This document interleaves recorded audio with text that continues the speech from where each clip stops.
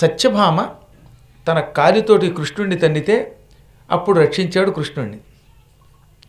సత్యభామ చేత కృష్ణుని దానం తాను స్వయంగా స్వీకరించి ఆవిడ ఎంత ఏడిపించాడో ఆ గాథ మీకు తెలుసు. సత్యభామాదేవి అలిగినప్పుడు శ్రీకృష్ణుడి యొక్క మహిమ లోకానికి చాటినవాడు కృష్ణుడు. ఇంద్రుడు గరుత్మంతుని చేతిలో యుద్ధానికి వెళ్ళి ఓడిపోతే అప్పుడు ఇంద్ర గర్వభంగం చేసింది ఆయన. పాలసముద్రం చిలికినప్పుడు, క్షీరసాగర మథనంలో దేవదానవుల మధ్యలో చిచ్చొచ్చినప్పుడు మోహిని రూపమెత్తి విష్ణువుని రక్షించమని కోరింది నారదుడు. ఇలా ఎప్పటికప్పుడు నారదుడు చాలామందిని రక్షించాడు. ఆయనకు అవకాశం వచ్చింది. భస్మాసురుడు వచ్చి శివుడిని ఎత్తి మీద చేయి పెట్టబోతుంటే వెంటనే విష్ణువు దగ్గరికి వెళ్ళి ఆయన రక్షించమని చెప్పింది ఆయన.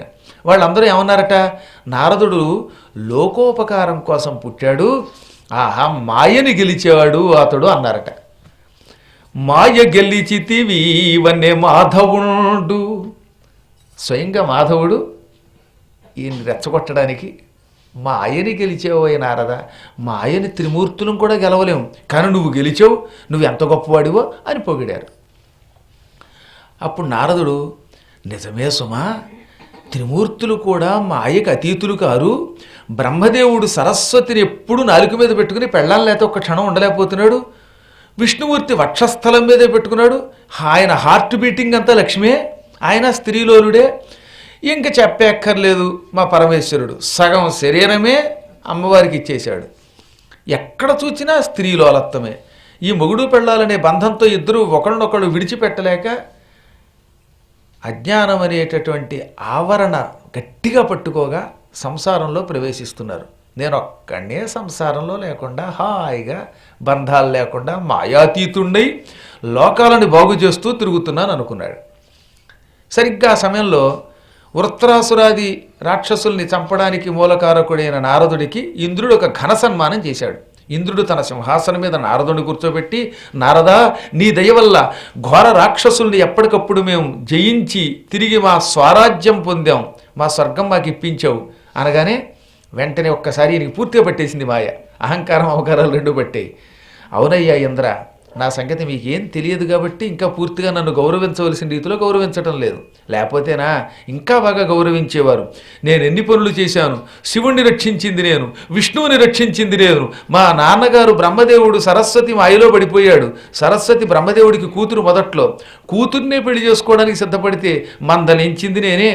ఇంతెందుకు, ఎప్పటికప్పుడు కాముకులై లోకంలో పీడలు పొందుతున్న జనాన్నందరినీ ఉద్ధరించి నిజమైన మాయాతీతుణ్ణి, అసంసారిని, జ్ఞానిని, సన్యాసిని, బ్రహ్మచారిని, సంగీత విద్య పరవశత్వంతో లోకాన్ని ముంచేవాడిని నేను అన్నాడు.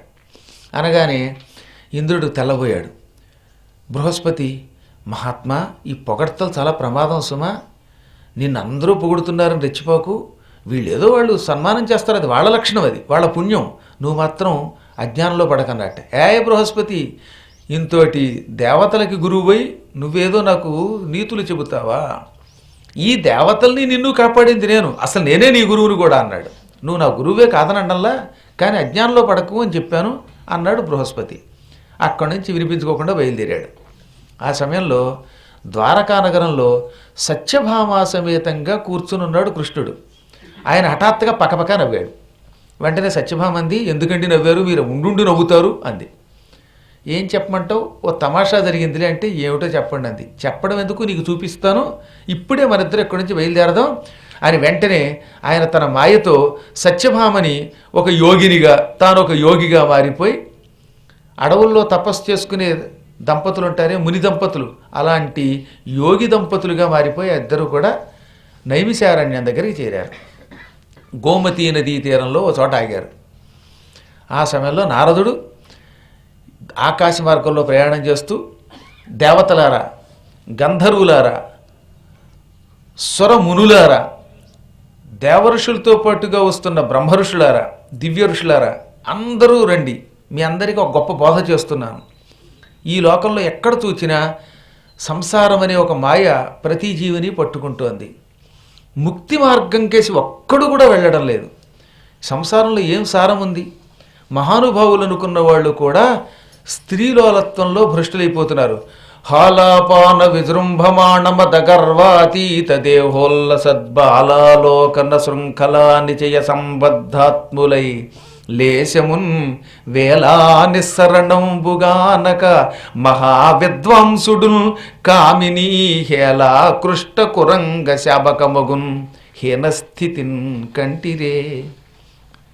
మద్యపానం చేసి స్త్రీలోలత్వానికి తన మనస్సుని గురి చేసి ఒక అందగత్తె అలా చెంగు చూపించగానే ఆ కొంగు పుచ్చుకుని టింగురంగానని అన్నీ వదిలిపెట్టి వెళ్ళిపోయి నా భార్యకి పిల్లలు, ఇప్పుడు మళ్ళీ గర్భవతి, మళ్ళీ భవిష్యత్తులో గర్భవతి, ఇంకేవో వస్తున్నాయి అనుకుంటూ ఆ భ్రష్టత్వం పొందుతున్నాడు జీవుడు.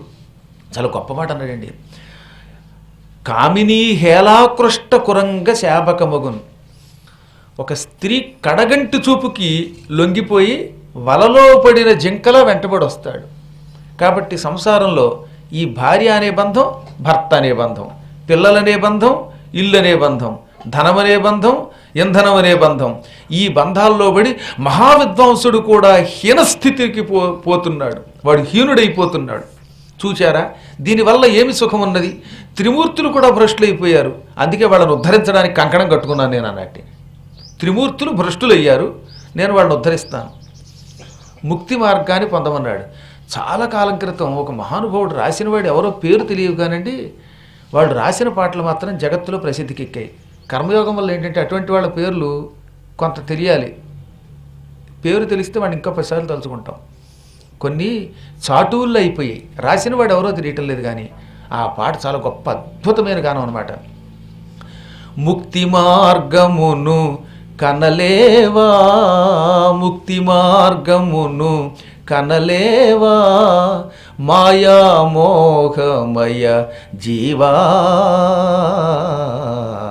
ముక్తి మార్గమును కనలేవా, మాయామోహమయ జీవా,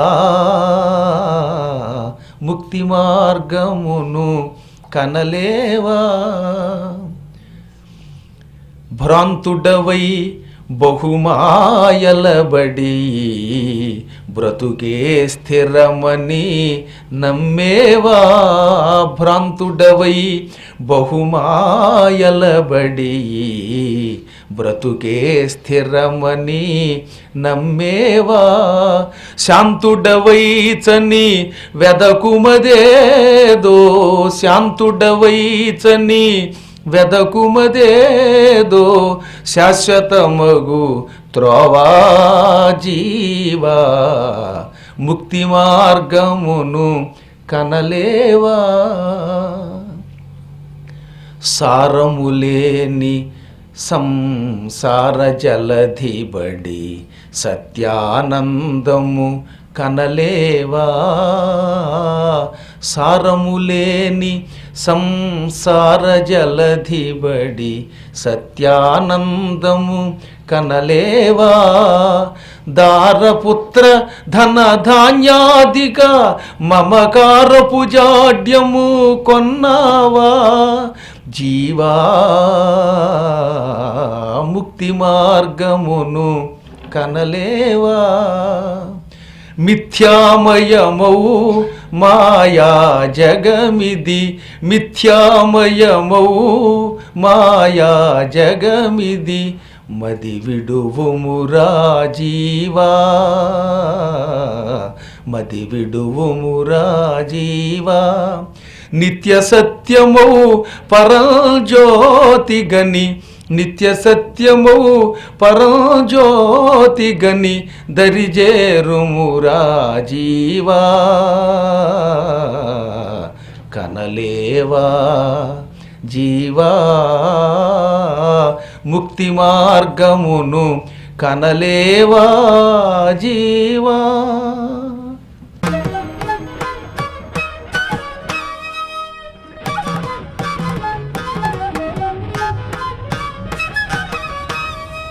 మనిషి భ్రాంతిలో పడి, భ్రాంతి అంటే ఏమిటి? సత్యం కాని వస్తువు సత్యం అనుకోవటమే, పరబ్రహ్మం కాని దాన్ని బ్రహ్మం అనుకోవటమే. అక్కడ తాడు కనపడితే అది పాము అనుకోవడంలా, అలాంటి భ్రాంతిలో పడి మహామాయా మోహితుడై ఈ సంసారం శాశ్వతం అనుకుంటున్నాడు. ఇంత సులభంగా ఎవరు చెప్పగలండి? అసలు ఎంత అద్భుతం! భ్రాంతుడవై బహుమాయలబడి ఎక్కడికి వెడుతున్నావో తెలుసుకోలేకపోతున్నావా? బ్రతుకే స్థిరమని తలచేవా, శాంతుడవైచని వెదకుమది ఏదో శాశ్వతమగు త్రోవ. శాంతి మార్గంలోకి వెడితే ఏది వీడిని శాశ్వతమైన మోక్షానికి తీసుకెడుతుందో ఆ మార్గం తెలుస్తుంది. ఈ సంసారంలో ఏమాత్రం సారం లేదట. సారము లేని సంసార జలధిబడి ఉంది అనిపిస్తుంది. మంచి రుచి కలిగిన ఒక పదార్థం చూడగానే ఇందులో రుచి అనిపించింది, కానీ ఎక్కువ తింటే తర్వాత ఏమవుతోంది? ఆయాసం, అనారోగ్యం. ఎందుకు తిన్నాను అనుకుంటాడా లేదా? అది చాలా ఇష్టమైన మధుర పదార్థమే. అద్భుతమైన బాసంజీ చేశారు, ఏదో అప్పాలు చేశారు, బూరెలు చేశారు. ఓ 2 తింటే బాగుంది, 3వ తినగానే అక్కడి నుంచి బాబోయ్ అరగటం లేదండి అని ఎంత కొట్టుమిట్టాడి. దానివల్ల బాధపడ్డలా అంటే అమృతం కూడా లోపలికి వెళ్ళాక విషం అవుతుంది. ఇంకేముంది సారం అందులో? అలాగే సుఖభోగాలు ఎక్కువ అయ్యే కొద్దీ మెత్తని పరుపు మీద పడుకుంటే రోగాలు వస్తాయి, నడుము పీకుతుంది, అప్పుడు నడవలేడు వాడు. అంతకంటే నడిచి రావడమే సుఖం అనిపిస్తుంది అనమాట. క్రమక్రమముగా ఈ సంసారంలో సారం లేదు, ఇది రోగాలు తప్ప ఇంక ఏదో ఇవ్వదు అని అర్థమవుతుంది. అందులో ముఖ్యంగా దారపుత్ర ధన ధాన్యాధిక మమకారపు జాడ్యము గొన్నావా అని ఒక గొప్ప సూక్తి చెప్పారు ఇక్కడ. దార భార్య అంటే ఇక్కడ భార్యాభర్తల బంధం అన్నమాట. ధనం, ధాన్యం, పుత్రులు, ఈ వ్యామోహం. నిన్నగాక మొన్న వచ్చాడు, అప్పటిదాకా రోజు జ్ఞానం ఇచ్చే గురువుగారి ఫోటో తీసేసి నా కొడుకని వాడి ఫోటో పెట్టుకోవడం మొదలెడతారు ఫేస్బుక్లోనో లేకపోతే కెమెరాల్లోనో. అంత పూర్వం దాకా మా గురువుగారండి, దేవుడండి, ఆయన పాదాలకు నమస్కారం చేయాలని ఒక ఆయన ఫోన్లో పెట్టుకున్నాడు. 2 రోజుల క్రితం వాడు కొత్తగా కొడుకు వచ్చాడు, అందుకని ఈయన తీసి పారేశాడు. కొడుకా అని కొడుకుని చూసుకోవడం. ఆ కొడుకు రేపు పొద్దున్న నెత్తి మీద 2 ముద్దులు పెట్టి వీడికి గంటేస్తాడు. అప్పుడు మళ్ళీ గురువు గారు అని వెనక్కి వస్తాడు. అప్పుడు కూడా మళ్ళీ గురువు గారి యొక్క వాక్యమే తప్ప ఈ డబ్బది మళ్ళీ ఆ కొడుక్కి ఇచ్చొస్తాట. రిజిస్ట్రేషన్ అంతా వాడికే. ఎక్కడైనా సరే ఈ గురువుగారు కేవలం శాంతిని మాత్రం వాళ్ళు. గురువుగారికి ఏమి ఇస్తామండి, కొండంత దేవుడు ఆయనకి ఏమిస్తే తీరుతుందండి అంది ఒక ఆవిడ మధ్యన. మా గురువుగారండి ఆయనకి ఏటిస్తామండి, కొబ్బరికాయ ఇచ్చినా చాలండి, ఆయనకి ఏమి ఒప్పినా పర్లేదండి, డబ్బు ఆస్తి అంతా మా పిల్లలకి ఇస్తామండి, గురువుగారికి ఒక కొబ్బరికాయ కొడతామండి అందేవాడి. నెత్తి మీద కొబ్బరికాయ కొడుతుందట, చాలు కనీసం కొబ్బరికాయనో కొట్టింది. కాబట్టి ఎంత మాయ. చివరికి వచ్చేసరికి ఒక్క పైసా కూడా గురువుగారికి ఒక్కర్లా, జ్ఞానం మాత్రం ఆయన ద్వారా పొందాలి. అంటే ఇదే సంసార జలధి. సారం లేకపోయినా ఉంది అనిపిస్తుంది. దారపుత్ర ధనధాన్యాధిక మమకారం అనే ఒక జాడ్యం పట్టుకుంటుంది. ఇందులోంచి ఎప్పుడు బయటపడతావు? ఈ జగత్తు మిథ్యామయం, ఉంది అనిపిస్తుంది, లేదు, ఇలా లేదు. అది అక్కడ అంతరార్థం. మిథ్య అంటే నీవు ఊహించిన జగత్తు కాదు, ఇది కనిపించి మాయమైపోతుంది సుమా. అటువంటి దానిని పట్టుకుని సత్యానందం పొందలేకపోతున్నావు. నిత్య సత్యమైన పరంజ్యోతి స్వరూపుణ్ణి ధ్యానించు, మోక్ష మార్గం పొందు, ఈ సంసారం నుంచి బయటపడు. ఈ కొడుకులు, ఈ మనవులు, ఈ ఆస్తులు ఇవేమి నీ వెంటరావు. ఆస్తి నాస్తి, చివరికి నీకు అయ్యేది శాస్తి. కాబట్టి ఉపాస్తిని పొందు అని నారదుడు ఋషులకి చెప్పాడు. వెంటనే కింద ముని దంపతుల రూపంలో ఉన్నారుగా సత్యభామ కృష్ణుడును. వాళ్ళు వెంటనే ఆహా ఎంత అద్భుతమైన బోధ, నువ్వే అందరికీ గురువువి అని కింద నుంచి పువ్వులు విసిరారు పైన ఎగురుతున్న నారదుడి మీదకి. నారదుడు వెంటనే కిందకి చూసి, చూశారా దేవతలారా, చూశారా గంధర్వులారా, కిన్నరులారా, భూలోకంలో తపస్సు చేసుకుంటున్న యోగులు కూడా నా బోధకి లొంగి ఈ పూల వర్షం కురిపించారు. వాళ్ళకు కొంచెం బోధ చేసి మంత్రోపదేశం చేసి వస్తాను, మీరు ఇక్కడ ఉండండి ఠింగని కిందకి దిగాడు. దిగ్గానే కృష్ణుడికి అస్సలు ఏమీ అహంకారం ఉండదు. ఆయన సర్వాతీతుడు, యోగేశ్వరుడు కదా. రండి మహాత్మా రండి అని కూర్చోబెట్టి ఆసనం మీద కాళ్ళు కడిగి ఆ నీళ్ళు ఎత్తి మీద చల్లుకుని, మా అయ్యని గెలిచిన మహానుభావులు మాకు బోధించండి అన్నాడు. జగదేక గురువు ఆయన. కృష్ణం వందే జగద్గురువు అంటాం. అటువంటి జగద్గురువు నారదుడిని నువ్వు గురువు అని కాళ్ళు కడిగి ఆ నీళ్ళు ఎత్తి మీద చల్లుకున్నాడు. ఇవి మనం నేర్చుకోవాల్సింది. అలా దిగడం ఎవడి వల్ల కాదు. అలా దిగి అవతల వాడిని ఎలా బాగు చేయాలో ఆయనకి తెలుసు. గురువుని పూజిస్తాడు, గురువుగా పూజలు అందుకుంటాడు, భర్తగా ఉంటాడు, కాసేపు భార్యగా ఉంటాడు, కాసేపు కొడుకుగా ఉంటాడు, కాసేపు ఇంకో మిత్రుడిగా ఉంటాడు, బంధువుగా ఉంటాడు, అన్నీ తానే. అందుకనే ఆయన మహానుభావుడు ఎటువంటి వాడు అనమాట. గురువు, దైవం, బంధువు, హితుడు, సమస్తం. నీవే తల్లివి తండ్రివి, నీవే నా తోడు నీడ, నీవే సఖుడవు, నీవే గురుడవు. ఎంత అద్భుతంగా చెప్పారంటే ఒక్క ఒక్కలో చెప్పేశాడు కృష్ణ శతకంలో. చాలా అత్యద్భుతమైన పద్యాలు అవి కూడా. కాకపోతే అవి ఆయన భక్తితో రాశాడు, కవిత్వ శక్తితో, చదువుకున్న పాండిత్యంతో కాదు. అందుకే అవి శాశ్వతంగా ఉండిపోయాయి. నా చిన్నప్పుడు కూడా ఆ కృష్ణ శతకంలో ఒక పద్యాన్ని ఆదర్శంగా తీసుకుని కంద పద్యాలు రాయాలని ఇంకొంచెం మెరుగు పెట్టుకునేవాడు అనమాట. అంత గొప్ప పద్యాలు అనమాట. అటువంటి పరమాత్మ గనకే నాకు బోధ చేయండి అనగానే, నాయనా వయస్సులో భూలోకంలో ఉన్న వాళ్ళలో పెద్దవాళ్లే కనపడుతున్నావు, భార్యతో పాటు నాకు సేవ చేసావు, బుద్ధిమంతుడివి, మీలాంటి వాళ్ళని బాగు చేయడానికి నా అవతారం. నేను విష్ణు స్వరూపాన్ని, నారద అవతారాన్ని. నిజం చెప్పనా, ఆ విష్ణువు కంటే నా దగ్గర శక్తులు ఎక్కువ ఉన్నాయి. ఆయన అవతారాలు ఎత్తి నానాయాతన పడుతూ ఉంటే నేనే రక్షిస్తూ ఉంటాను. సత్యభామ మధ్య నెత్తి మీద తన్నింది మా కృష్ణుడిని, అప్పుడు రక్షించింది ఎవరు? నేనే అనగానే పక్కన సత్యభామ కొత్త కొత్తలు అడిపోయి ఈ పెచ్చు మిరిగిందండో అంది. అనగానే అవునవును నిజంగానే ఆవిడికి పెచ్చు మిరిగింది అహంకారం అన్నట్టు నారదుడు అర్థం కాక. అంటే ఈయన చెయ్యిల్లి, నువ్వు కంగారడకు, ఆయన దారిలో పెట్టడానికి వచ్చారు, నువ్వు రెచ్చిపోయేవరకో ఈ కార్యక్రమంతో నొచ్చుకుంటుంది అని మళ్ళీ ఆవిడ కాస్త మచ్చిక చేసి, ఈ ఇద్దరు ఏమనుకుంటారు ఈయనకి అర్థం కావడాల నారదునికి. బుద్ధిమంతులు, ఇంతకీ మీకేం కావాలని అడిగితే, మాకేం కావాలండి, మీ గొప్పతనం తెలుసుకోవాలని ఉంది, అలా రండి దారిలోకి. నేను తపస్సు చేశాను, నేను పాటలు బాగా పాడతాను, నేను పౌరాణికుణ్ణి, అసలు నేను చెప్పినట్టు ఎవరో చెప్పలేరు, నేను చెప్పినవి అందరూ వాట్సాప్లో పంపించుకుని ఒక్కొక్కడికొకడు చెప్పుకుంటున్నారు. అసలు ఏ క్షేత్రానికి వెళ్ళినా, ఏ ఊరికి వెళ్ళినా, ఏ నది దగ్గరికి వెళ్ళినా, ఏ ఆకాశానికి వెళ్ళినా, భూమి మీదకి వచ్చిన పంచభూతాల్లో ప్రపంచంలో అన్ని చోట్ల నా కీర్తి మారుమోగిపోతున్నది. నేను జ్ఞానిని, పండితుణ్ణి, విరాగిని, బ్రహ్మచారిని అని చెప్పుకోగానే వెంటనే కృష్ణుడు, చూసావా ఆయన గొప్పతనం ఆయనే చెప్పుకుంటున్నారు, అవునవును ఆయన గురించి ఆయన చెప్పుకోకపోతే మనలాంటి వాడికి ఎలా తెలుస్తుంది అన్నాడు. నిజం, నా గురించి నేను చెప్పుకోకపోతే మీకు ఏం తెలుస్తుంది? ఇంతకీ నేను చెప్పుకున్నది నా గురించి చాలా తక్కువ, ఇంకా చాలా ఉంది. అదంతా చెప్పడానికి ఈ 5 రోజుల సప్తాహాలు, పాంచాహినికి దీక్షలు, నవాహినికి దీక్షలు సరిపోవు అన్నాడు ఆయన. అలా అనగానే మీలాంటి మహానుభావుల చేతులు ఒక్కసారి కళ్ళకద్దుకొనివ్వండి అని ఆ కృష్ణుడు 2 చేతులు తీసుకుని అలా కళ్ళకద్దుకున్నాడు. అప్పుడు జరిగిందో తమాషా.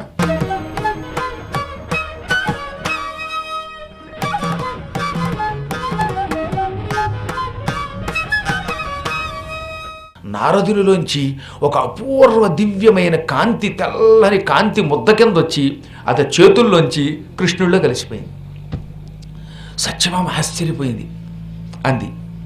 తర్వాత చెబుతానన్నట్టుగా సైగ చేశాడు ఆయన. ఆ తర్వాత నారదుడు ఇక సెలవు, లోకం నా సందేశం కోసం ఎదురు చూస్తుంది, దేశం నా సందేశం కోసం ఎదురు చూస్తుంది అన్నాడు అని బయలుదేరాడు. బయలుదేరేసరికి ఆయన వెనకాతల నల్లని ఒక నీడ చీకటి వచ్చింది. అప్పటిదాకా చాలా ఓపికగా ఉత్సాహంతో తిరిగే నారదుడికి కళ్ళు తిరిగినట్టయి ఒక్క క్షణం చెట్టు కింద చతికిలబడిపోయి అతి కష్టం మీద వీణ పుచ్చుకుని నడవలేక నడిచాడు. ఆయన అలా వెళ్ళగానే సత్యభామంది, ఏమిటండి ఇది, ఇందాక మీరు ఆయన చేతులు కళ్ళకద్దుకోగానే ఆయన నుదుటి నుంచి ఒక అద్భుతమైన తెల్లని కాంతి చేతుల గుండా బయటకు వచ్చి మీలో కలిసిపోయింది. ఆ తర్వాత ఆయన వెనకాతలు ఒక నల్లని చీకటి నీడ కమ్ముకుంది. ఏమిటంటే ఈ నారదుడు ఆత్మస్థుతి చేసుకున్నాడు, తనను తాను తెగ పొగుడుకున్నాడు. అమ్మవారిలో ఒక దివ్యశక్తి ఉన్నది, ఆ కళ జ్ఞానులలో ఉంటుంది. జ్ఞాని ఎప్పుడైనా తనను తాను పొగుడుకోవడం మొదలెడితే, ఎక్కువగా పొగుడుకుంటే, కొంచెం కొంచెం పొగుడుకోవచ్చు ఎవరైనా సరే, మీరు కూడా ఆ మాత్రం పొగుడుకోండి పర్వాలా. ఏమండీ నేను బాగానే సప్తాహం చేస్తున్నాను పొగుడుకోండి, పాంచాహినికం చేస్తున్నాను, కొంచెం పొగడాలి, పొగడకపోతే మళ్ళీ తప్పుట. కానీ ఎక్కువైపోయి అహంకారం వచ్చిందనుకోండి, అప్పుడు అమ్మవారి యొక్క శక్తి వీడిలో ఉన్నది బయటకు వచ్చేస్తుంది. ఈ నారదునికి తపశ్శక్తి ఉన్నది, అదే అమ్మవారి శక్తి. అమ్మవారి కళ తపస్సు అనే పేరుతో అతనిలో ఉంది, అది ఉండబట్టే లోకాలన్నిటి బాగు చేస్తున్నాడు. ఆ అమ్మవారి కళ అత్యధిక ఆత్మస్థుతి వల్ల బయటకు వచ్చి నాలో కలిసిపోయింది. నేను అమ్మ ఒకటే కనుక. ఇంకా వెనకాతల నల్లని చీకటి నీడ వచ్చిందే, అది పరనింద. త్రిమూర్తులు కూడా స్త్రీలోలురు, భూలోకంలో ఉన్న వాళ్ళందరూ పాపాత్ములు, ఇటువంటి మంచి వాళ్ళంతా దుర్మార్గులు అని మంచి వాళ్ళని తెగతిట్టేశాడుగా. మరైనా అందరికీ లోలత్వం ఉందని, అందుకని ఆ పాపమేమో వెనకాతల మాయ కింద పట్టుకుంది, నీడ కింద. అజ్ఞానం అలా పట్టుకుంది, దేవీ కళ పోయింది, అజ్ఞానం అనే నీడ పట్టుకుంది. ఇక చూడు ఆయన పీడ, ఆయన పాటలు ఎవడో పాడరు అన్నాడు ఆయన. ఏమండి పాప ఆయన పని అంతేనా అంటే, కంగారు పడకు, ఆ కష్టాలన్నీ అనుభవిస్తే అప్పుడు పుటం పెట్టిన బంగారం అవుతాడు. బంగారం శుద్ధి అవ్వాలంటే ఏం జరగాలి? నిప్పులో బాగా కాల్చి సుత్తితో పటా పటా కొడితే అందులో ఉన్న తుక్కంతా పోతుంది. అందువల్ల అప్పుడప్పుడు కష్టాలు వస్తేనే మనిషికి వీడి పాపాలు ప్రక్షాళన అవుతాయి. అందుకని భగవంతుడు ఏం చేస్తాడు? గురునింద చేశారనుకోండి ఎవరన్నా, టక్కన ఎక్కడో చోట ఢమ్మని పడిపోయేలా చేస్తాడు. ఏ స్కూటర్ వచ్చి కాలు గుద్దుతుంది, కాలు విరుగుతుంది. అప్పుడు ఆ గురునిందా పాపం పోవడానికి ప్రాయశ్చిత్తం చేసుకుంటాడు అనమాట. మీకు కాలో చెయ్యో విరిగిందంటే, ఎక్కువ తీవ్రమైన అనారోగ్యం వచ్చిందంటే, లేక ఏదైనా కష్టం వచ్చిందంటే మీరు గురునింద చేశారని అర్థం. నేను చెప్పాను అనుకుంటున్నారు, మీకు ఈ పురాణంలో ఉన్న చూపిస్తారు, ఎప్పుడైనా కావాలంటే అడగండి. మనం చేసిన పాపాలకి పైకి చేయకపోవచ్చు, లోపల చేస్తే మాత్రం వాడికి తెలుసు, ఇతరులకు తెలియదు. కానీ అంతరంగమందు అపరాధములు చేసి మంచివాని వలెను మనుదుడుండు, ఇతరులు ఎరుగకున్న ఈశ్వరుడు ఎరుగడా, సురాభాండేశ్వరుడు ఎరుగడా, విశ్వధాభిరామ వినురవేమ. కాబట్టి మనం ఎన్ని చెప్పినా, నేను మీ ఎదురుగుండా ఉన్నప్పుడు మా ఆయనకి అద్భుతంగా విభూతి పెట్టుకుని ఉన్నా, నేను ఏదన్నా తప్పు చేస్తే అది ఆయనకి తెలుస్తుంది. ఈయన చక్కగా కొండలాలు పెట్టుకుని విభూతి పెట్టుకున్నా ఈయన బుద్ధిలో ఏముందో ఆయనకి తెలుస్తుంది. ప్రతి వ్యక్తి ఎప్పుడు ఎక్కడ ఏమి చేసినా దానికి సాక్షిభూతుడు ఈశ్వరుడు ఒక్కడే. ఈశ్వర హృద్దేశే అర్జున తిష్టతి, హృదయంలో ఉంటాడు ఆయన. కాబట్టి ఆయనకి తెలియకుండా మనం ఏం చేయగలం? మన మనస్సంకల్పాలన్నీ తెలుసుకుంటాడు ఆయన. హృదయములో పరమాత్ముడు ఉన్నప్పుడు నీ హృదయములో ఎప్పుడు ఎక్కడ ఏ సంకల్పం వచ్చిందో, ఎప్పుడు ఎవరి గురించి ఏమనుకున్నావు, ఇవన్నీ ఆయనకి తెలుస్తూనే ఉంటాయి. తెలియవు అని మనం అనుకుంటున్నాం అజ్ఞానంలో. శివుడికి తెలియకుండా అక్కడ ఉన్న కొబ్బరి చెప్ప ఎత్తుకొచ్చానండి అంటే భ్రమ కదటండి. ఆ కొబ్బరికాయే ముక్కంటి, ఆయన దగ్గర ఉన్న ఆ చెప్పని ఆయనకి తెలియకుండా తెస్తే ఆ తర్వాత తెలియకుండా తెచ్చానని తాను భ్రమపడ్డం వల్ల చెప్పే చేతికి గతి అవుతుంది. అందువల్ల పాపం ఈ నారదుడు కొంత సంసారంలో పడి బాగా కష్టాలు పడి పుటం పెట్టబడిన బంగారంలాగా కష్టాల ద్వారా శుద్ధి అయ్యి తిరిగి మన దగ్గరికి వస్తాడు. నువ్వేం కంగారు పడక అన్నాడు. అక్కడ నుంచి నారదుడు బయలుదేరి ద్వారకా నగరానికి వచ్చేసరికి మళ్ళీ కృష్ణుడు యథాప్రకారంగా సత్యభామతో వచ్చేశాడు. ఈయన రాగానే అక్కడ ద్వారకా నగరంలో అందమైన స్త్రీ పురుషులు సుందరి నీ వంటి దివ్య స్వరూపంబు ఎందెందు వెతకని లేదు కదా అంటుకుంటూ పాడుకుంటూ తిరగడం మొదలెట్టారు.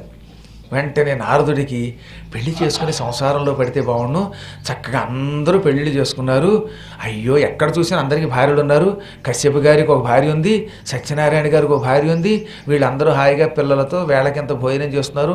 నేను ఒక్కడే ఎక్కడ పడితే అక్కడ దిక్కుమాలని తిండి తింటున్నాను. నాకు నా భార్య పెట్టే తిండి లేదు, పిల్లలు లేదు. రేపు పొద్దున్న చచ్చిపోతే నాకు పిండం పెట్టేవాడు ఎవడు? ఇన్ని ఆలోచనలు వచ్చేసేట ఆయనకు కూడా. వచ్చి కృష్ణుడి దగ్గరికి పరుగు పరుగుని వచ్చి, కృష్ణ నువ్వు ఒకప్పుడు చెప్పావు సంసారం చాలా గొప్పదని, అప్పుడు ఏదో అనుకున్నాను, కానీ కొంచెం నాకు కూడా భ్రమగా ఉంది. ఎంతమంది ద్వారకానగరంలో సుందరీమణులు ఉన్నారు, ఒక్క సుందరిని మాట వరసకి నాకు కన్యాదానం చేయకూడదా? దానాల్లో కన్యాదానం చాలా గొప్పది. ఆ కన్యాదానం నాకు అంజులు ఎవరూ చేయలేరు, నువ్వే చెయ్యాలి. నన్ను ధన్యుణ్ణి చేసి కన్యాదానం చేసి అనన్య భక్తితో ఉన్న నన్ను అనుగ్రహించన్నాడు. దానికే స్వామి మీరు కోరుకుంటే ద్వారకానగరంలో కన్యలకు లోట, మీకు తోచిన చోట్లన్నీ తిరగండి, మీ కంటికి నచ్చిన కన్యని మీరు కోరుకోండి, మీకు కన్యాదానం చేస్తాను. కానీ ఒకటి, నేను ఏ ఇంట్లో ఉంటే ఆ ఇంట్లో మాత్రం కన్యని స్వీకరించకండి. నేను ఏ ఇంట్లో ఉంటే ఆ కన్య నా భార్య అన్నాడు. ఓ అలాగే, నువ్వు లేని ఇంట్లో దూరి అక్కడ ఎవరు కనపడితే వాళ్ళని, పెళ్లి కాని వాళ్ళని నేను నీ దగ్గరికి తీసుకొస్తాను, నువ్వు అన్నమాట తప్పకుండా కన్యాదానం చేయాల్సి అంటే, ఓ నా పక్కన సత్యభామ సిద్ధంగానే ఉంది, మేము ఇద్దరం కలిసి నీ కాళ్ళు కడిగి కన్యాదానం తప్పక చేస్తాం, కావాలంటే ద్వారకానగరంలో ఒక భవనం కూడా నీకు అద్దె లేకుండా కేటాయిస్తాం అన్నాడు. అనగానే ఈయన వెంటనే బయలుదేరిపోయాడు. ఒక ఇంటి తలుపు తట్టాడు. లోపల ఒక అందగత్తె పాటలు పాడుతోంది. సుందరి అనగానే, ఏమిటి స్వామి ఇలా వచ్చారని కృష్ణుడు ఆవిడ వెనక నుంచి వచ్చాడు. మాయిదారి కృష్ణ ఇక్కడ నువ్వు ఉన్నావా, ఈవిడ మీ ఆవిడ అనుకుని, ఏం లేదు కృష్ణ అని తలుపు మూసేసి బయటకు వచ్చాడు. ఇంక ఈయన పాటలు మొదలయ్యాయి. ఏ ఇంటికి వెళ్ళి తలుపు తట్టినా అక్కడ ఒంటరిగా ఒక ఆవిడ ఉండడం, కబుర్లు చెప్పి పెళ్లి చేసుకుంటావా అని అడిగేలోపు కృష్ణుడు ఎక్కడి నుంచో వచ్చి, ఏమి స్వామి రండి, అన్నం తింటారా, వెన్న తింటారా అని ఒక ఇంట్లో, పాలు తాగుతారా అని ఒక ఇంట్లో, ఒక చోట జడ వేస్తూ ఓ చోట భార్యకి, ఓ చోట ఆవిడకి కాళ్ళు ఒత్తుతూ ఓ చోట, ఎన్ని సేవలు, ఎన్ని వింతలు, ఎన్ని విశేషాలు, ఎక్కడ చూసినా ఆయనే. ఇంక ఈయనకి మతిపోయింది. మా ఐదారి కృష్ణుడు ఎక్కడ చూసినా అక్కడే ఉంటాడు, ఇక నాకు కన్యాదానం చేసేవాడు లేడా? ఇది మాయా, ఇంద్రజాలమా, ఏమిటిది? నారదునికి ఆయన మహిమ తెలుసు కదా, ఆయన అజ్ఞానంలో పడిపోయాడు. చెప్పాగా, పూర్తి అమ్మవారి కళబోయింది, అజ్ఞానం పట్టుకుంది, దాంతో పిచ్చెక్కిపోయింది. చివరికి ఒక ఉద్యానవనంలోకి వెళ్ళాడు. అక్కడైతే ఎవరు ఉండరని ఆ ఉద్యానవనంలో ఒక ఆవిడ పువ్వులు కోసుకుంటోంది. ఒంటరిగా ఉన్నావు కదా, నువ్వైనా పెళ్ళైన దానివా లేక కన్యవా అనేలోపు ఓహో నారద మహర్షికి ఆ పూలతో దండగుచ్చి వెయ్యి భార్యామణి అంటూ మళ్ళీ వచ్చాడు కృష్ణుడు. ఇంకా చూడండి ఈయనకి ఒళ్ళు మండిపోయిందనమాట. కృష్ణ ఇంత అన్యాయం చేస్తావా? అసలు ఏమిటి మాయ? ఇంద్రజాలం నేర్చుకున్నావా? వింతలు నేర్చుకున్నావా? నా మీద కనికట్టు ప్రయోగించావా? ఇది మాయా, మంత్రమా, తంత్రమా? ఏమిటో తెలియటం లేదు, మనోభ్రాంతి. ఒక్క వ్యక్తి ఏమిటి, ఎక్కడ చూసినా అన్నిళ్లలో ఏకకాలంలో కనపడటం ఏమిటి? ఎంతమంది ఆడాలతో ఎలా వేగుతున్నావయ్యా బాబు నువ్వు, మాయదారి కృష్ణుడు నువ్వు అని నిజంగా చాలా ఆగ్రహించాడు. అపూర్వమైన ఘట్టం అండి ఇది, పద్మపురాణంలో ఒక హైలైట్ ఘట్టం అనమాట.